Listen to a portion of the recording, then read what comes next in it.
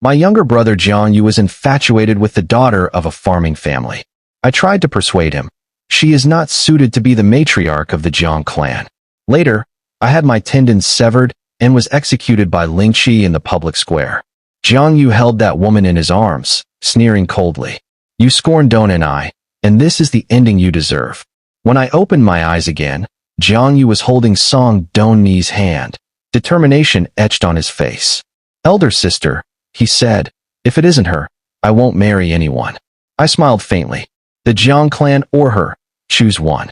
Please, elder sister, let us be, he pleaded. If it isn't Dong and I will marry no one. With a thud, Jiang Yu dropped to his knees before me. Beside him, Song Dong and I stood anxiously, head bowed. In that moment, a cold realization struck me. I could hardly believe the scene so familiar before my eyes.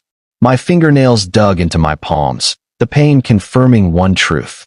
I had been reborn. I had returned to this day, the day Jiang Yu brought Song Dong and I home. In my past life, I thought Song Dong and I was frail and timid, and though I pitied her, I knew she could never hold the position of matriarch. The world of commerce is a battlefield. Once she entered the Jiang household, she was destined to be torn apart, body and soul. Yet I failed to sway Jiang Yu. In the end, he threatened me with his own death. I could only relent and agree to their betrothal. After their marriage, I entrusted them with all the secrets of managing the household and conducting business.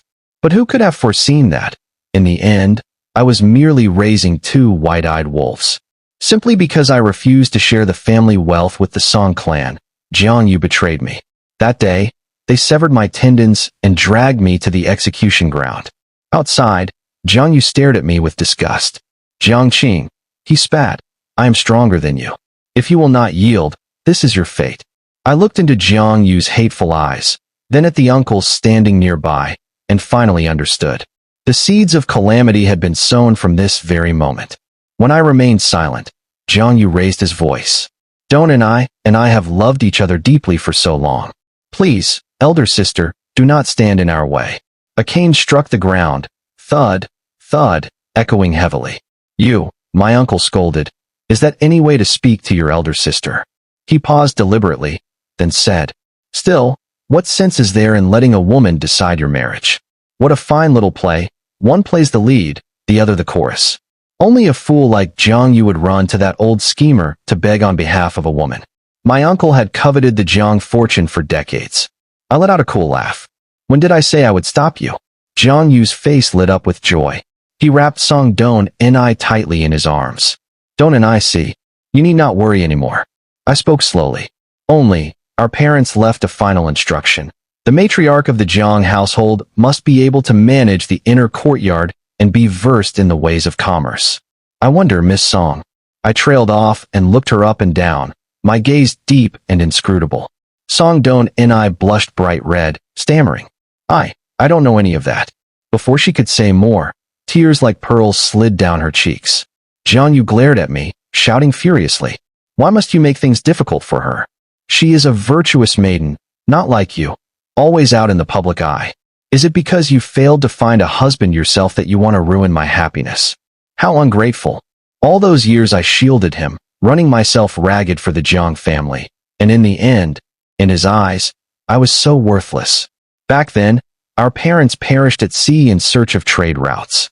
My uncles began circling like vultures. I was a girl of 5, fighting tooth and nail to protect him amid the wolves.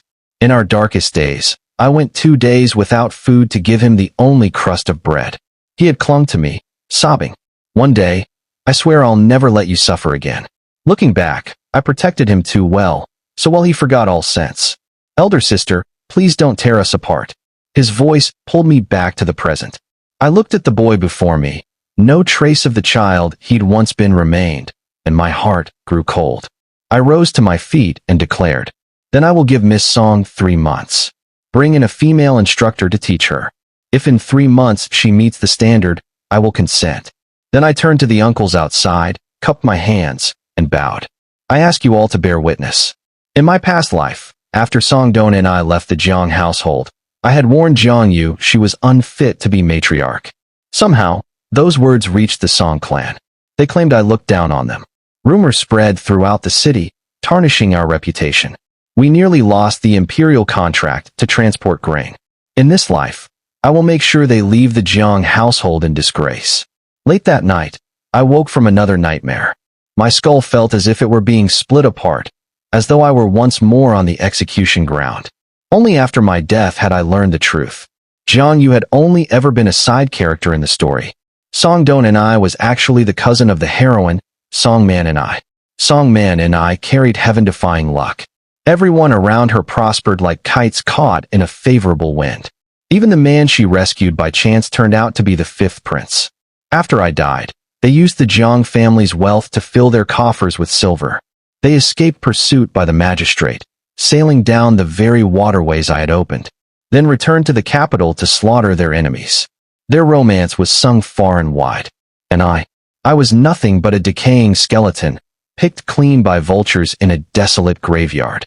As wax dripped onto my back, I felt no pain. This time, I would protect everything.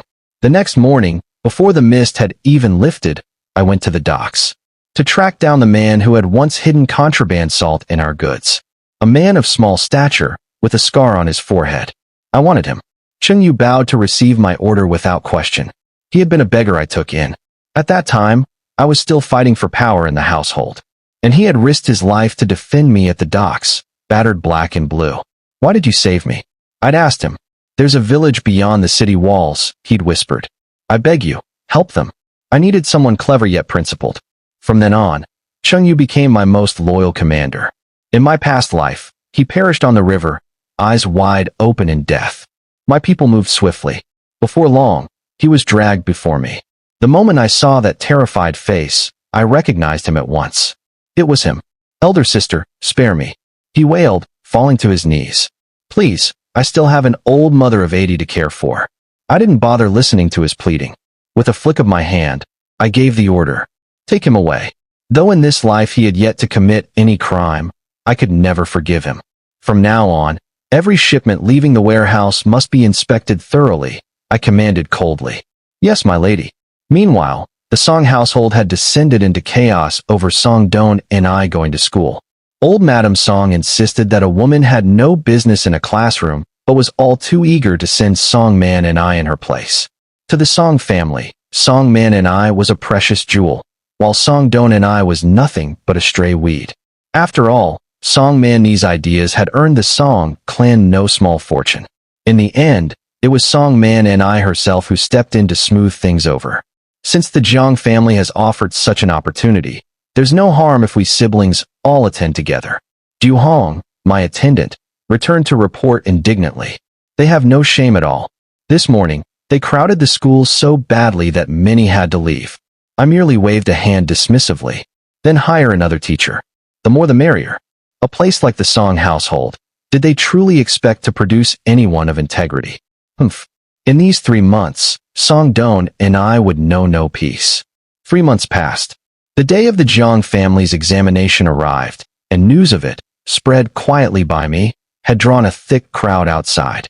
I sat in the seat of honor and posed 3 questions in turn.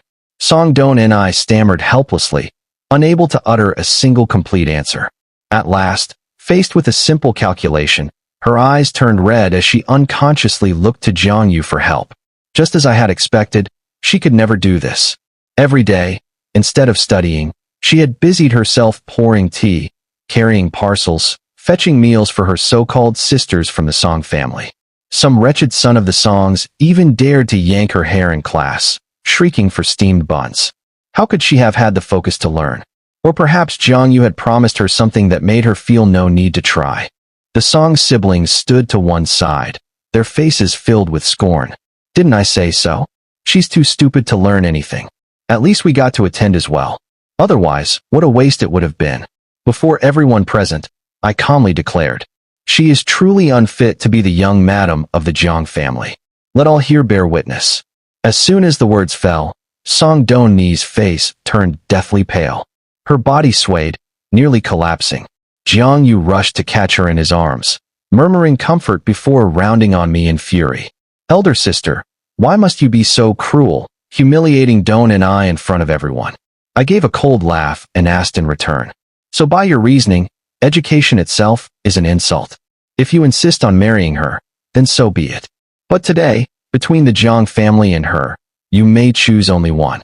Jiang Yu looked as though he had suffered some great humiliation. He clenched his teeth and shouted, "I don't care about this Jiang family.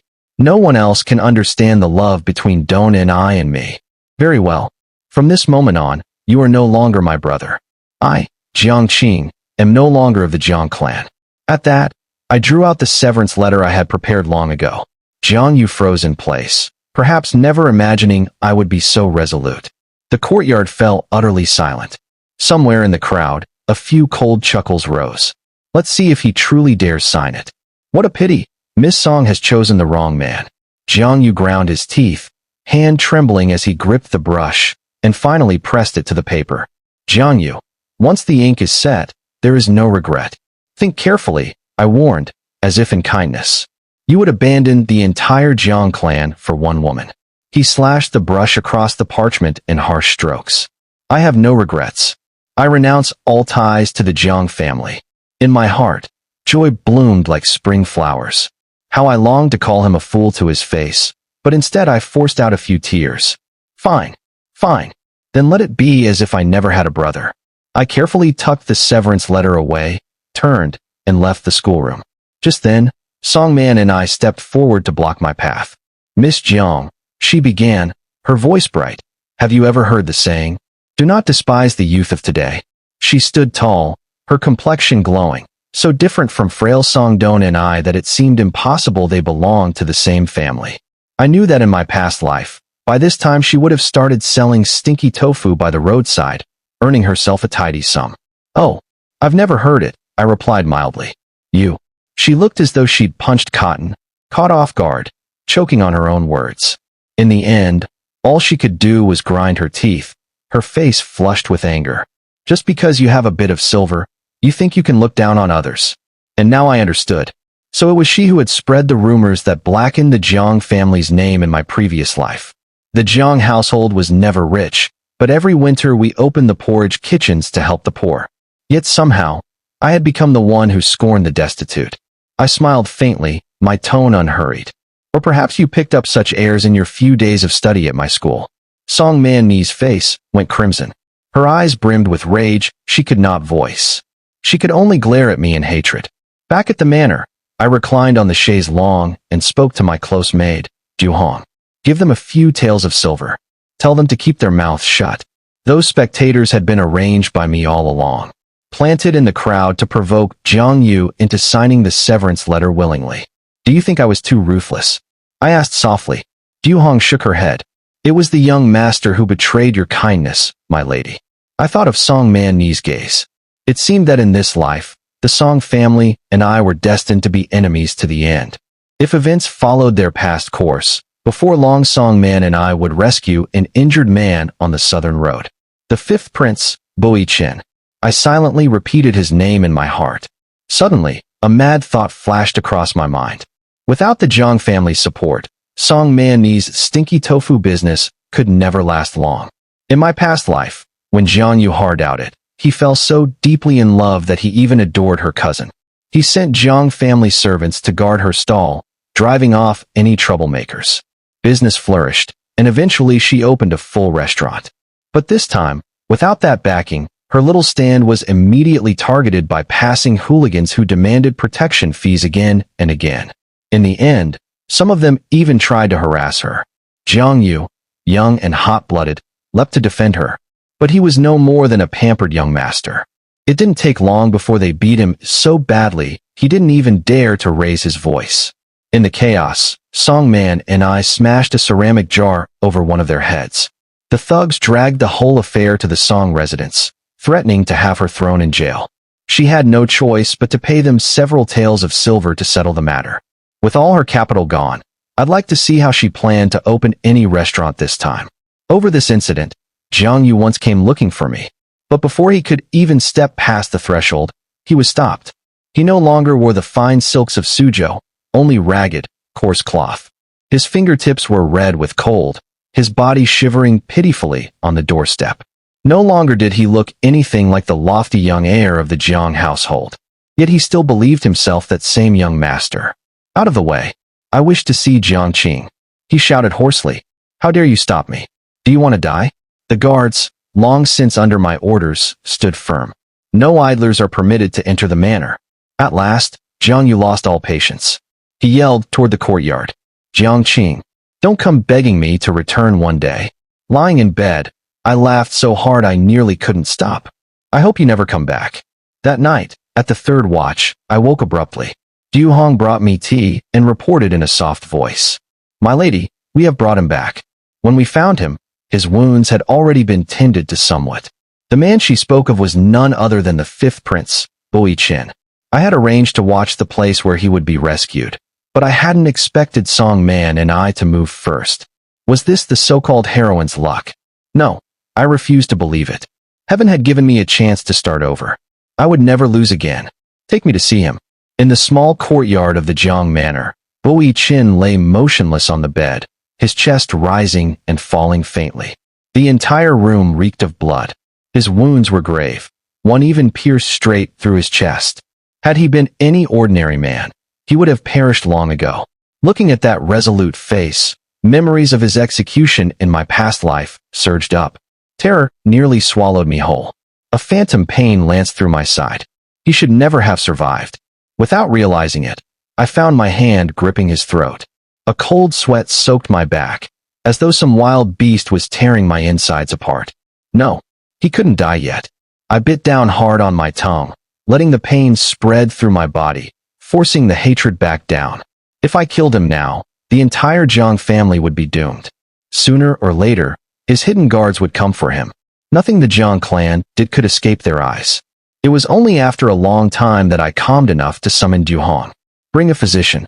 He must not die. Take any medicine needed from the storerooms. When Bui Qin awoke, I was reviewing the account ledgers in the study. Hearing the news, I sat and thought for a while, then changed into a pale pink gown I almost never wore. In the mirror, a pair of clear almond eyes stared back at me, their depths hard to read. I stepped into the room and spoke slowly. Young master, are you feeling any better? Bui Qin looked momentarily dazed before he managed to reply. It was you saved me. I inclined my head. Indeed, I had ordered his rescue. This was no lie. A trace of suspicion glimmered in his eyes. He tested me with careful questions, but I answered them calmly, describing in detail how I had found him in the mountain cave. In truth, it was thanks to my past life. The tale of his romance with Song Man and I had spread far and wide. Everyone knew it by heart. Little by little, his guard eased. Unconsciously, he retracted that sharp, imperious air, and became just slightly more at ease with me. A month later, I visited the Hoi Suan Duong to fetch medicine, one of the Jiang family's businesses. The moment I stepped inside, I caught sight of Song Man and I, and Jiang Yu standing with the shopkeeper, haggling over prices. Song Man and I gestured animatedly. These are premium coin worth. 20 is far too low. The shopkeeper smiled placatingly. Miss, even at the best shops, coin work costs 15 at most. And your shipment is enormous. No small pharmacy can take it all. This price is quite fair. The air turned tense. Song Man and I fell silent, her face stiff. Suddenly, Jiang Yu barked. Shopkeeper, I am still a young master of the Jiang family. If you don't give us a proper price today, just wait until I return. I strode forward, voice cold as ice. And what exactly do you plan to do? There is no one of your kind in the Jiang family. If anyone dares to use our name to swindle others, they will be reported to the authorities without hesitation. I turned to the shopkeeper. If Miss Song finds the price unacceptable, then cancel the sale. Jiang Yu shook with fury. Jiang Qing, what right do you have to say that? Just because this is Jiang family property. He clenched his teeth. You schemed for so long to drive me out. All just to seize the family estate for yourself. How could you face our dead parents? I cut him off, voice steady. First, you left of your own will. No one forced you. Second, at least I have preserved our parents' legacy. And you, what have you done? You threw away your own name for the sake of a woman. And you dare speak of honoring the dead. Jiang Yu's face turned ashen, then flushed white. His jaw clenched so tight it trembled. Song Man and I, in contrast, remained perfectly composed. She looked at me squarely, no hint of fear in her eyes. Jiang Qing, she said, voice calm, You only rely on your privileged birth. People like you prove that merchants are petty and base. I raised an eyebrow. How different that sounded from the egalitarian ideals she used to preach in my past life. Before I could reply, a deep male voice came from the doorway. The current emperor promotes commerce as the realm's foundation. Are you suggesting His Majesty is mistaken? Moreover, a young lady who earns her way with skill, how can mere commoners like you presume to judge her worth? The man who had just arrived was Bui Chin. By now, he could get out of bed and walk freely. Today, he had come to the pharmacy to collect his final prescription. He hadn't been in the manor for long, yet already he'd earned countless praises, aloof and noble, outstanding in talent. Every flattery under the sun was piled upon him. But toward me, he behaved somewhat differently. In feverish delirium, he would murmur my name, Miss Jiang. When I sat in the courtyard enjoying the flowers, he would unconsciously blurt out, "You are more beautiful than any blossom." And then, blushing fiercely, he would stammer, "I meant nothing improper, only speaking the truth." Those peach blossom eyes held all the unspoken longings of youth, the stirrings of first affection. Had I still been an innocent girl of 18, perhaps my heart would have fluttered at such tender declarations. But now, when I looked at them, I found it laughable. Bui Chin's gaze landed on Song Man and I, and for an instant he looked stunned. Their eyes met. His flickered briefly with a glint of admiration before quickly vanishing. Song Man and I froze as well. After a long moment, her face flushed crimson. Being dismissed by such a refined gentleman, she looked as though she wished she could sink into the floor. I pretended not to notice, stepping forward with a serene smile. "It's only a failed transaction. No need to be upset, a chin. Just see Miss Song 10 miles out of town." I deliberately emphasized the words 10 miles, smiling at him. "Bui Chin, I have pointed out the place for you. Don't disappoint my expectations." Jiang Yu seemed out to speak, but Song Man and I shot him a glare, and he fell silent, clenching his jaw as he followed her away. When the sun began to set, I took Bui Chin to the Jiang family docks. Dozens of large and small boats lay moored-dang the riverbank, warehouses packed with goods. I gestured lightly. Merely a trifling business. Ignoring the astonishment in his eyes as he surveyed the warehouses, I continued with feigned casualness. "I am only a woman. Managing all this is quite exhausting." Bui Chin immediately stepped closer, raising his hand as if to touch my hair. "Tani, you have worked so hard." I affected surprise, covering my mouth discreetly, my eyes turning faintly red. "Ah, such a bitter fate. Simply because I've never found someone who truly understands me." I let the words linger a moment before swiftly changing the subject, calling for the carriage. "A Chin, your wounds have not fully healed. Don't catch a chill by the river." In the carriage, Bui Chin's gaze drifted absently out the window. I ignored him entirely, focusing on a discussion of the transport routes with Trintu Nak. When he finished his report, I especially reminded him to keep the inventory records meticulous. Later, in my study, a maid brought in a plate of chestnut cakes. "Miss, these were prepared by young Master Bui himself this morning." There had already been a few rumors in the household that he and I were soon to become a pair. If one overlooked how he disappeared every night, meeting with who knew whom, and returned each time with a joy he could not hide. It had only been a little over a month since that first encounter with Songman and I. I hadn't expected them to progress so quickly. I glanced indifferently at the cakes. "Throw them away later." The maid gasped. "Why? Miss, you've always liked the chestnut cakes from this shop." I paused, my tone turning firm. "Huvine, who is your mistress? Do you still remember?" She fell to her knees with a thud. "Miss, I was wrong. I never doubted her loyalty. In my past life, when I was imprisoned, she had knelt and begged everyone she could find, until Jiang Yu ordered her beaten to death. But the influence of the male lead was too great. I had to remind her. This life, I hoped both she and I would survive intact. At the start of the next month, Lacton saw its first snowstorm of the year. As every winter, I opened the granary to distribute porridge. The widowed and orphaned each received 3 dough of rice. The sick and disabled, the same. Every other household received 1 dough. At the city gate, I had a windbreak tent erected, where white porridge was served freely to the poor. I oversaw it all myself. Even in the freezing air, sweat glistened on my brow. Bui Chin approached, holding a cup of warm tea. "There is no need for you to trouble yourself with this. Go rest, I can handle it. I shook my head, smiling faintly. If I did not do it personally, how could I win the people's hearts? No wonder, in my past life, he had been banished from the capital. On the third day of the distribution, Songman and I appeared. She wore a fox fur cap that only made her delicate face seem more refined. Her eyes burned with resentment as she hissed. Jiangqing, you deliberately put this tent here to ruin my business. I lifted an eyebrow, answering slowly. Miss Song, you must be joking. What does my charity have to do with your trade? Of course, that was a lie. I had assumed, after the debacle at the pharmacy, she would have no silver left to keep her business going. Yet somehow, she had opened a small kanji shop 10 miles outside the city. It was not exactly thriving, but it scraped by. They say, show mercy to others, and you show cruelty to yourself. I had died once already. Whatever compassion I'd had was long torn apart in the 18th hell. I smiled coolly. Why not let the people here judge for themselves? At once, the onlookers began shouting, faces full of contempt. This girl is truly wicked. Her business fails, so she blames others. Miss Jiang is a living bodhisattva. You think you can slander her? Get out. Don't bother Miss Jiang again. Songman Ni's eyes reddened.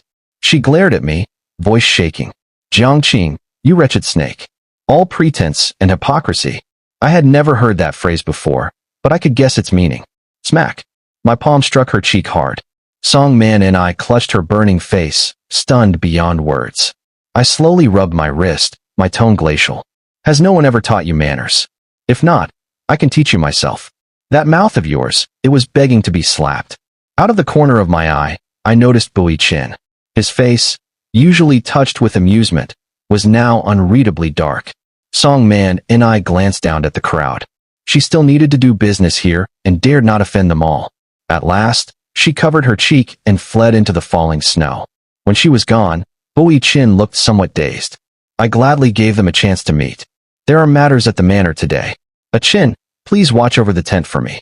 His mind was so fixed on Songman and I, he barely hesitated. Of course, he agreed at once. I summoned Trin Tu Nak, and together we followed them from a distance. Sure enough, not a quarter hour later, Songman and I reappeared. The two of them stood beneath a tree, arguing about something. Trin Tu Nak suddenly spoke. Miss, don't look. It will only dirty your eyes. I answered calmly. It doesn't matter. And indeed, Bui Chin soon pulled Songman and I into his arms, then bent his head to kiss her. At last, they leaned close together, looking every bit the enamored pair. I knew well, whatever attentions Bui Chin showed me, they were nothing but a performance. His true aim was to claim the Jiang family's river transport routes. As for how much sincerity he held towards Songman and I, that I could not say. Yet surely, the silver she used to open her shop had come from his hand. I gently caressed the string of jade beads in my hand, unhurried. What I desired. I could never afford to be impatient. That night, Bui Chin finally returned to the manor. Seeing the bruised corner of his mouth, I feigned curiosity. Chin, what happened to your lip? He froze for a split second, his face stiffening. I bumped it by accident. Then, as if nothing had happened, he changed the subject. Sister, it was so cold today, I nearly died. Watching him gloss over it so smoothly, I laughed coldly in my heart. Disgusting. What a convincing performance. On the winter solstice, someone reported that Jiang Yu had come to the gates, crying and shouting to see me. Wrapped in a fox fur cloak brought from Dong Luong, I stood up the high steps, looking down at him. The servants had already barred him at the foot of the stairs. Kneeling in the snow, his hands cracked and bleeding from cold, his patched clothes pitiful beyond words. Jiang Yu trembled violently, his voice hoarse. Sister, I was wrong. I want to come home. He wept like a wretched creature, tears and snot streaming as he smashed his forehead against the ground with a dull, hollow thud. I only felt amused. Not a ripple stirred in my heart. I lifted an eyebrow, my voice detached. And where is Song Don and I? I knew perfectly well the state of affairs in the Song household. Song Don and I had always been weak. After marrying him, she remained a sheep for others to bully. Because of her timid nature, he had to shoulder most of the farm work himself. A pampered young master. After mere days in the fields, he had wailed out dying, refusing to lift another finger. The old master of the Song family nearly fainted from rage. They despised him. With no wealth to drain from the Jiang clan, he was only a useless mouth to feed. Relations between them had long turned sour. Jiang Yu's gaze flickered restlessly, darting toward a corner. I followed his eyes to the hem of a dress behind the wall. Understanding at once, I pretended to turn and leave. Dog bites dog. A fine spectacle was about to unfold. As expected, Jiang Yu cried out, voice shrill with panic. I've left her. I left her. My steps paused. He clutched at me like a drowning man grasping driftwood. Sister, does this please you now? Look at that. So-called deep love, worthless without coin. Suddenly, an enraged voice burst from the shadows. Jiang Yu, you worthless filth. Song Man and I stormed out, screaming, with Song Don and I trailing behind, eyes swollen from crying. Jiang Yu let out a mocking laugh. And you're any better. Your whole family treated me like a beast of burden, wouldn't even give me plain rice. Hiding in your rooms to gorge on fish and meat, you think I couldn't smell it. He sneered at Song Don and I, voice venomous. And you, just a pathetic coward, ordered like a servant, too scared to open your mouth. Song Don and I stood frozen, wiping tears from her face over and over. Song Man and I shook with rage, shrieking as she lunged to claw his face. They crashed together, grappling and hitting wildly. But Song Man and I was still a woman, her strength no match for him. Before long, she was pinned to the ground, Jiang Yu raining slaps on her cheeks as she sobbed helplessly. Someone must have summoned the constables. In the end, both were dragged away. Even as he was hauled off, Jiang Yu kept screaming, Sister, save me. I heard later, Song Man Ni's face was ruined. Jiang Yu spent only a few days in the cells before he was released. But the Song family could no longer tolerate him. I hadn't yet received any plea for help when news arrived that Jiang Yu was dead. I was sitting at my desk, drafting the New Year's Eve relief list, when a servant burst in, panicked. Miss, Jiang Yu has died, right at our gates. My heart sank. I had wished for his death, but never here. Never before the Jiang Manor itself. His corpse on my doorstep. The tongues of the world would drown me. By the very next day, rumors flooded the city. The Jiang family's lady drove her own kin into the snow to die, all for the sake of hoarding her inheritance. Outrage spread like wildfire. Scholars gathered to pontificate. Unthinkable. Women cannot be trusted to manage a household. A woman's heart is the cruelest. The late Master Jiang must be restless in his grave. See what happens when a woman is placed at the head of a clan. Some even came to the docks to stir trouble, though Trin Tu Nak quickly crushed the commotion. Bui Chin sat across from me, the same gentle smile on his face, a jade pendant idly turning in his hand. He looked at me with seeming faith. Sister, I believe you are not that sort of person. I watched that harmless mask, and felt only revulsion. I smiled faintly. As long as you believe, that is enough. Yet my fingertips trembled, not from fear, but disgust at his hypocrisy. Tu Veen paced in anxious circles. Mist, what shall we do now? I hugged the brazier to my chest, my breath fogging white in the freezing air. Report it to the authorities. Let the magistrate decide what is true and false. When the coroner examined the body, the verdict was grim.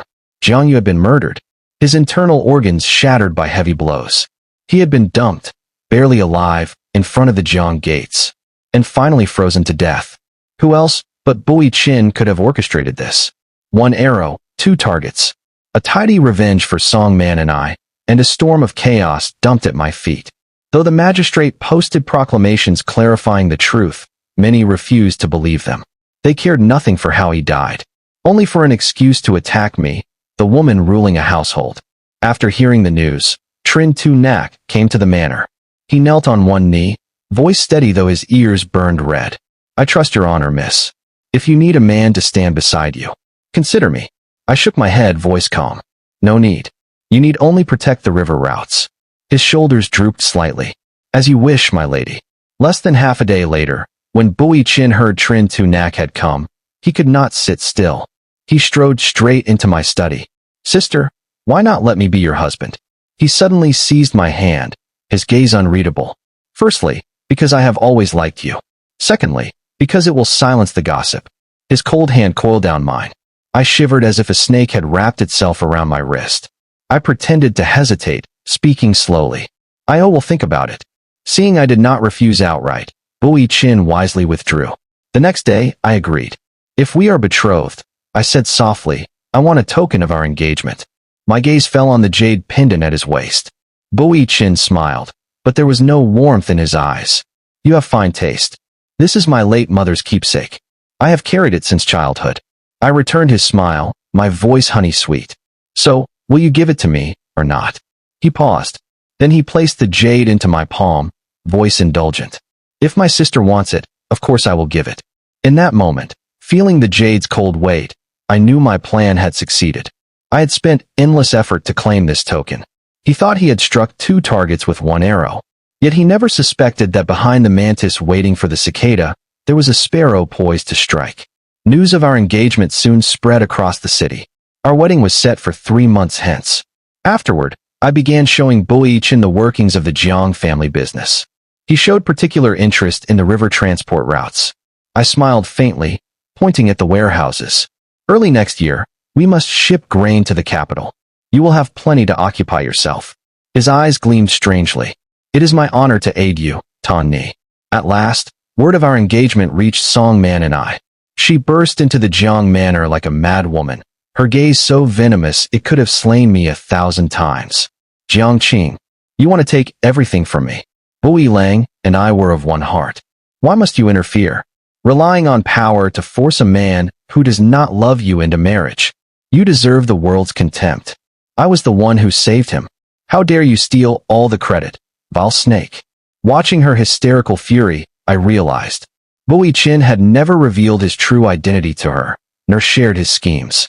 Truly, this life was nothing like the last, when they had trusted each other without reserve. I stood still, coldly watching her spew her curses. Only when she finally lost all strength did I slowly reach out, gripping her chin and forcing her to lift her head. The scar on her forehead was clearly visible. A woman both foolish and arrogantly self-important. I gave a faint smile, my voice soft but edged with threat. If you truly had any feelings for Bui Chin, you should have gone to him first, should you not? But instead, you came to me. Because you think, as a fellow woman, I am easier to intimidate. But I am nothing like you. Each word struck her heart like a blade. She choked, unable to argue back. Not even half a cup of tea later, Bui Chin was summoned back to the manor. He showed no hint of guilt. He strode to my side without so much as glancing at Song Man and I, still slumped on the ground. With a gentle smile and a voice as tender as if he were coaxing me, he said, Sister, who has upset you again? I didn't answer, merely adopting a sullen expression. On the way back, he must have already heard every detail.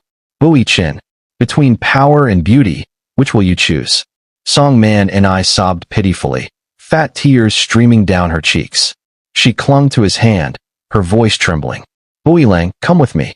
I don't believe Jiang Qing can use her power to oppress everyone. I trust you. You must have been forced. I lowered my eyes, feigning sorrow. Bui Chin, is what she says true? If I have truly come between you and your beloved, then let this betrothal be broken at once. Please, take her and leave the Jiang manor. The moment the words left my lips, Bui Chin straightened, his face stern. I have met this woman only twice, and she has repeatedly insulted my betrothed. I believe it would be best to hand her over to the magistrate. No, impossible. Song Man and I screamed, her voice cracking. Bui Lang, you said you loved only me. I saw you. Smack. A harsh slap struck her face, knocking her to the floor. Blood sprayed from her lips, a broken tooth tumbling out. It was Bui Chin who struck her. His voice was ice. Enough. Remove her before she soils our name further. His men seized her at once. No matter how she thrashed, she could not escape. When all had gone, Bui Chin sank to one knee before me, speaking softly. Sister, don't let such people sour what we have. I pretended to laugh, though inside, I felt nothing but a cold, hollow disgust. To him, love, beauty, they meant nothing beside power. As the new year approached, Bui Chin grew busier. By day, he was almost never to be seen. I never learned how he placated Song Man and I, but from the intelligence I received, they soon reconciled, as if nothing had ever happened. In my past life, it was at the imperial banquet on New Year's Eve that he would march into the capital and ascend the throne. On the eve of the little new year, Tuveen came running, frantic. "Miss, Bui Chin has disappeared. We've searched the entire city, no trace." I did not panic. Calmly, I picked up a brush, pinned a letter, and sealed it layer by layer. "Take the fastest courier route. Deliver this to Trin Tu Nak. Tell him, the quarry has departed." I lifted my gaze to the night sky. Fireworks bloomed in blinding splendor. "Bui Chin, I send you this storm of 1,000 arrows through the heart. I hope you enjoy it." Half a month ago, I had dispatched Trin Tu Nak, carrying Bui Chin's jade token, to the capital. No ordinary man could secure an audience with the third prince. But with Bui Chin's personal keepsake, no further explanations were needed. Indeed, fated enemies always meet again. On New Year's Eve, in the bustling streets, I crossed paths with Song Man and I once more. She no longer wore the plain garb of a peasant woman. Behind her, Song Don and I struggled under bundles of belongings.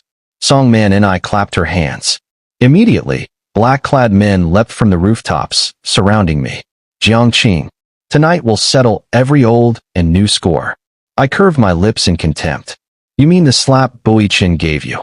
Her face flushed scarlet, her voice shrill with fury. "Don't think he truly loves you. You were nothing but a stepping stone. He pretended affection only to use you to return to the capital. You, a vile snake who should have died long ago." I clapped my hands, mocking. "How shameless. All of you, so hungry for the Jiang family's river trade. And now you turn to bite the hand that fed you. Even stray dogs have more loyalty." My smile froze to ice as I swept my gaze across the assassins. "Move. I'd like to see how formidable Bui Chin's hidden guards truly are." They were skilled, yes, but no match for the third prince's imperial guards. One of them bowed respectfully to me. "Miss Jiang, thank you for serving as the bait. Without you, capturing them would have been far more troublesome." I lifted a finger, pointing at Song Man and I, my tone as calm as if discussing the weather. "If you wish to repay me, break her legs and leave her in the street." Then I turned to Song Don and I. She did not beg for her sister's life, only wept in silence.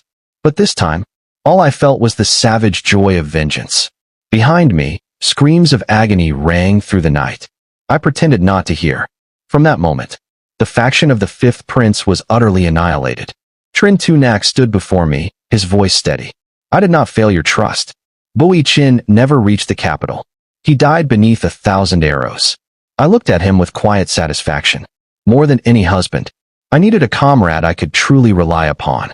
In early spring, the magistrate sent word.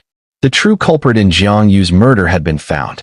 Witnesses confirmed Jiang Yu had quarreled with Song Man and I and Bui Chin just before his death. Evidence irrefutable. The Yamen hauled Song Man and I to the courthouse. I was summoned to testify. The deceased, Jiang Yu, did he have a conflict with Song Man and I before he died? I answered calmly. Yes, it happened before the gates of the Jiang Manor. Everyone saw. Did Song Man and I bear any grudge toward the Jiang family? I gave a faint laugh. Perhaps Miss Song simply resented the wealthy. Song Man and I shrieked, but the bailiffs forced her to her knees. She screamed like a madwoman. Let me go? Do you know who I am? I am consort to the fifth prince. When he returns, none of you will escape. But she forgot one truth. The fifth prince would never return again. After her legs were broken, even the Song family refused to take her back. They had no use for a crippled parasite. She crawled through the streets, begging to survive. In time, even her mind began to fracture. When I bent to look at her one last time, I spoke quietly to the magistrate.